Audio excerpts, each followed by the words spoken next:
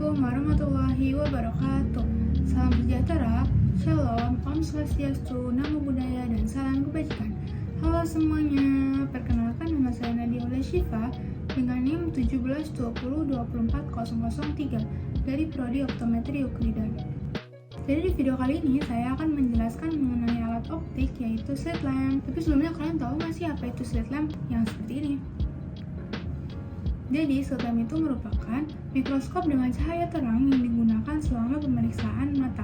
Slit lamp memungkinkan dokter mata melihat lebih dekat berbagai struktur di bagian depan dan dalam mata. Terus slit lamp ini gunanya untuk apa aja? Jadi yang pertama, untuk pemeriksaan kornea. Slit lamp akan menilai kesehatan kornea, mendeteksi kerusakan, infeksi atau penyakit seperti keratitis atau ulkus kornea. Lalu yang kedua, ada evaluasi iris. Di sini slit lamp akan mengidentifikasi perubahan iris seperti peradangan atau kelainan struktural. Yang ketiga, ada analisis lensa.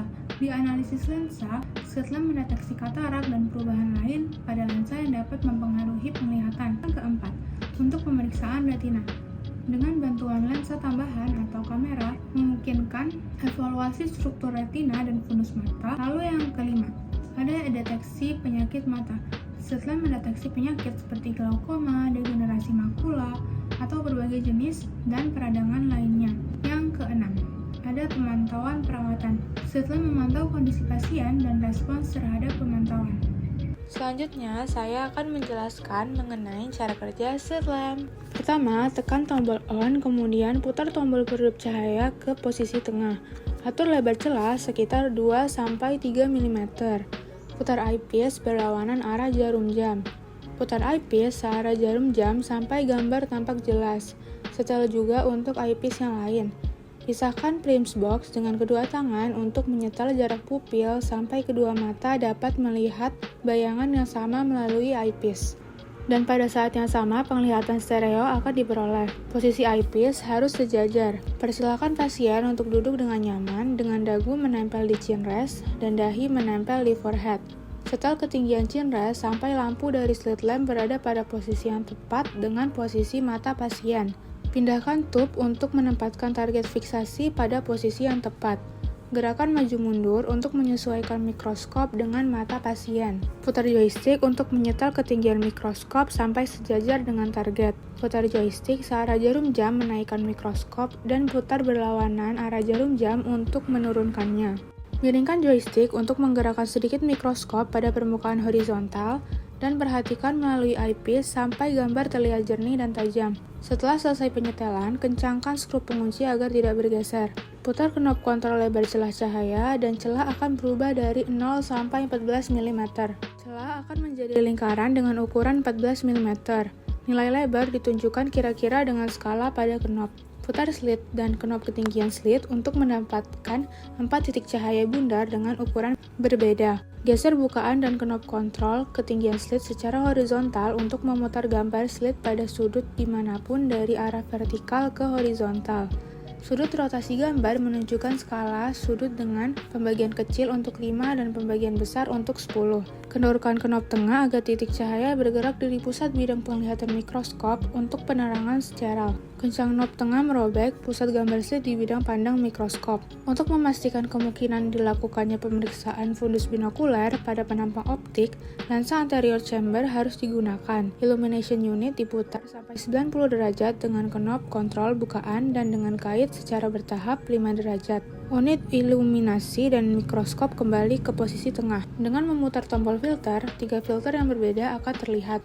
Untuk observasi umum, filter pengamatan panas ditempatkan pada posisinya. Setel kepala filter penyerap panas pada posisinya setelah menggunakan filter yang lain.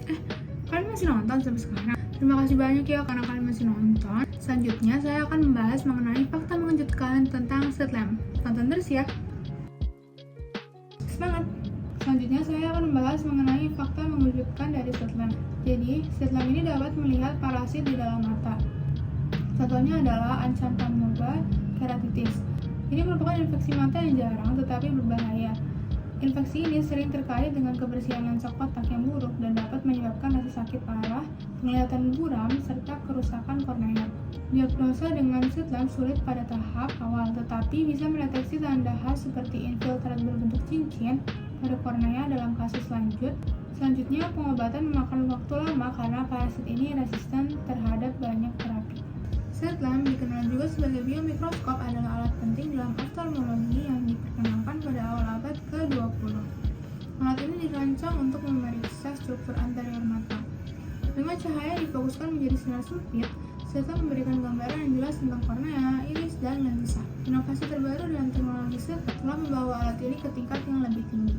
Model modern ini kini dilengkapi dengan kamera dan perangkat lunak analisis gambar, sehingga memungkinkan dokumentasi dan evaluasi yang lebih akurat terhadap kesehatan mata pasien. Hal ini menjadikan slit lamp bukan hanya alat diagnostik, tapi juga sarana untuk meningkatkan pemahaman tentang kesehatan mata.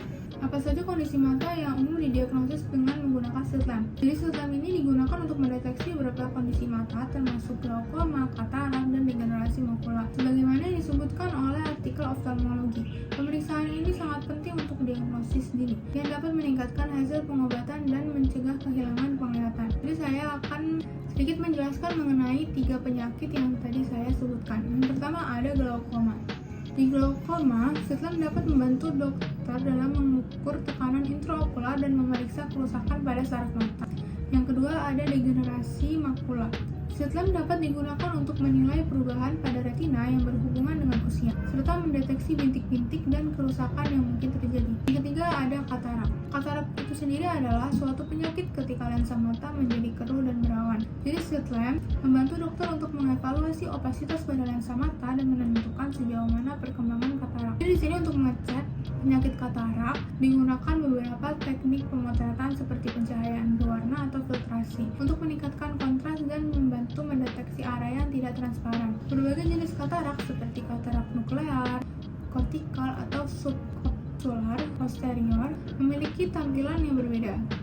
Jadi slit lamp ini akan menentukan seberapa banyak katarak mempengaruhi penglihatan dengan menilai ketajaman visual dan efek katarak terhadap kemampuan pasien untuk melihat dengan jelas di berbagai kondisi pencahayaan. Berdasarkan penilaian slit lamp itu sendiri akan menentukan apakah intervensi seperti pemudahan katarak diperlukan. Keputusan ini biasanya didasarkan pada seberapa besar katarak mempengaruhi kualitas hidup pasien dan kemampuan mereka untuk melakukan aktivitas sehari-hari. Jadi kesimpulan dari video ini adalah slit lamp adalah alat yang sangat penting dalam bidang oftalmologi. Alat ini memungkinkan melihat mata dengan lebih jelas dan detail, dan membantu dalam mendiagnosis dan mengelola berbagai kondisi mata. Dengan menggunakan slit lamp, perawatan yang diberikan lebih akurat dan efektif bagi pasien.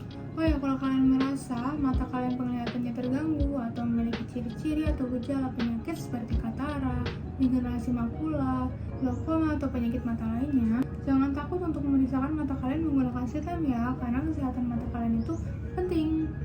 Anak kucing tersangkut di atap, mengeong untuk diberikan makanannya. Jangan lupa periksa mata menggunakan slit lamp untuk menjaga kesehatan mata.